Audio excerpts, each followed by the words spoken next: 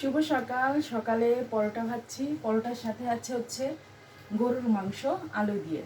গরুর মাংসটাও অল্প আছে বসিয়ে রেখেছি, পরোটাটা দিয়ে দিলাম। এটা হচ্ছে ফার্স্ট পরোটা, অনেকগুলো পরোটা বানানো হয়েছে। আর সাথে এই যে আমার মেয়ে একটা ছোট্ট পরোটা বানিয়েছে, ছোট মেয়েটা।